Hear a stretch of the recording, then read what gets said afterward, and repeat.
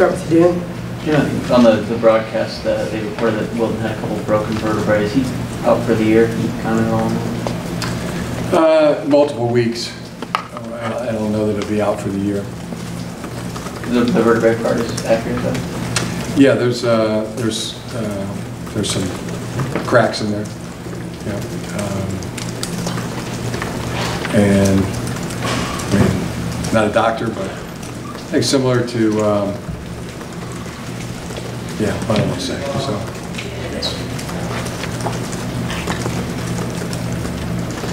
Oh, you want clarity? Coach, after watching the film, would you have liked to have got the ball to Karan Higdon more? It seemed like he was getting 5.5 yards a carry and could have got the ball more, perhaps, especially in the rain and wind.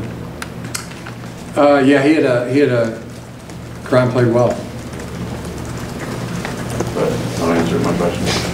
Well, you want to question it? Do you think he should have got the ball more? Want to question the play calling? That usually is the case when something doesn't work. So. But you don't question that, how much he got the ball there, or don't want to with us? No, what I want to do is, yeah, I want to look at the film. I want to learn from it, and not going to get into questioning the play calling.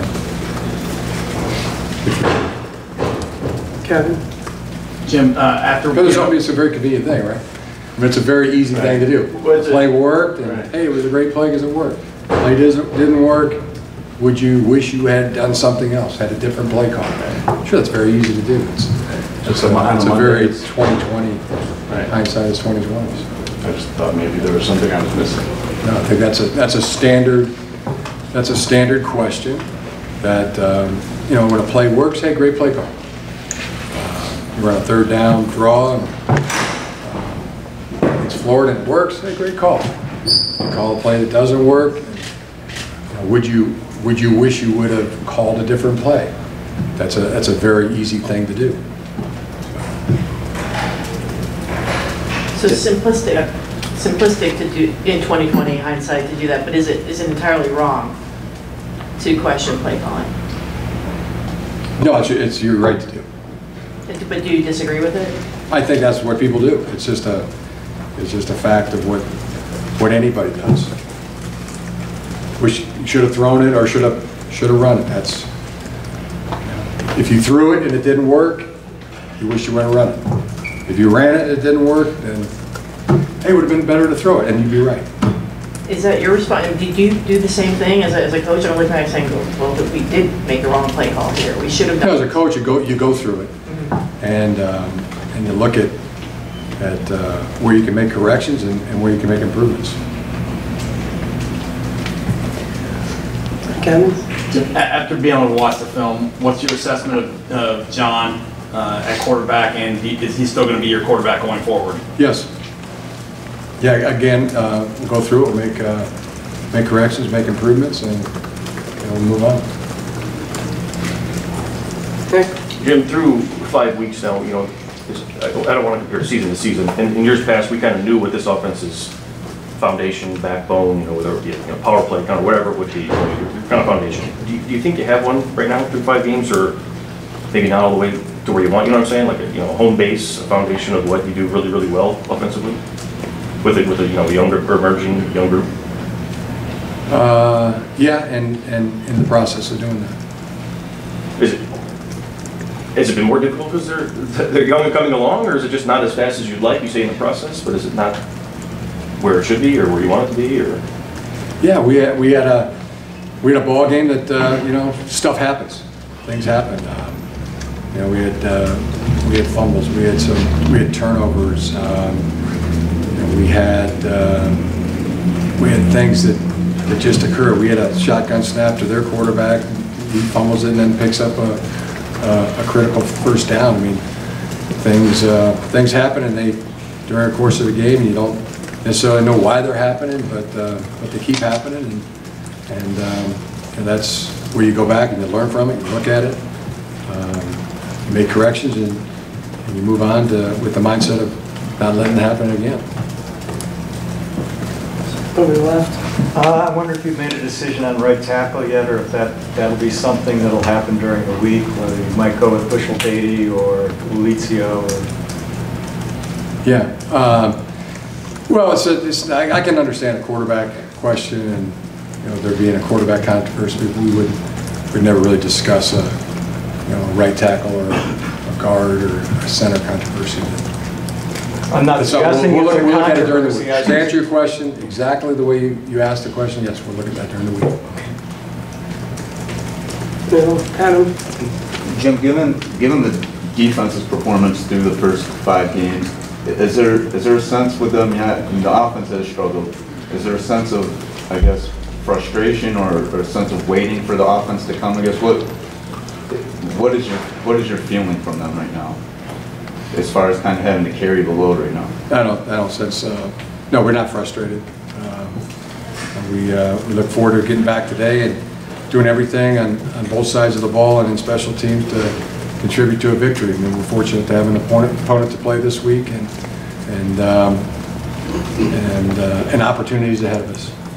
As a coach, I don't want to use the word frustrating, but I mean, is it, when you look at the way that the defense has been able to perform, but still the offense not catching up, I guess what is your thought about that? No, I answered your question. Not frustrated. Attacking this week's opportunity. People, fan base, I think, put a lot of weight on beating Ohio State and Michigan State here. I think, do you put any weight on winning those rivalry games as compared to normal games at all? Yes, we do. Are you concerned about your record with them today at this point then? The record is what the record is. I mean, that's well aware of what the record is. Against Michigan State and Ohio State, we're 1-4. The record, all other opponents, is 23-3. We know what the records are. We want to win those games. We want to win every game. We want to win them all. And most importantly, we want to win this one, our next game. The left, Ryan? Coach, Ty Isaac and Chris Evans with some costly fumbles over the last few weeks. How concerning is that for you, and who would you say has a leg up at that position moving forward? Again, just like the previous question, we'll evaluate that during the week. Larry? I wonder what the challenge, or you see as the primary challenges vis-a-vis Indiana. Can you speak to them and what they present to you? Yeah, very good football team. They've had very competitive games with them. I think they played very, very well. They playing very good this year, especially at home. Very good football team. That's what we're doing today. We're making those preparations. What players, what numbers jump out so far with the Hoosiers when you take a look at them, offensively and defensively? 16, excellent cover corner. 8, very athletic, fast linebacker. Again, another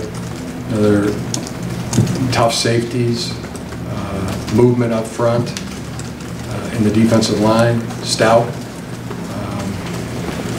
4, another very good linebacker, very good defense, very athletic, tough. Got time for a couple more, Adam? Jim, I know you say week to week, every game's the same approach and everything, but given the loss Saturday, does Indiana game, I mean, is there an extra premium put on it? I mean, is there a little bit of extra motivation going into this week? Yeah, I mean, we've always felt the next game is the most important game, and that's our next game. Is there nothing added though? 110% as opposed to 100%?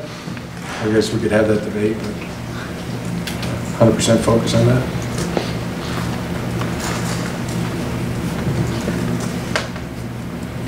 All right.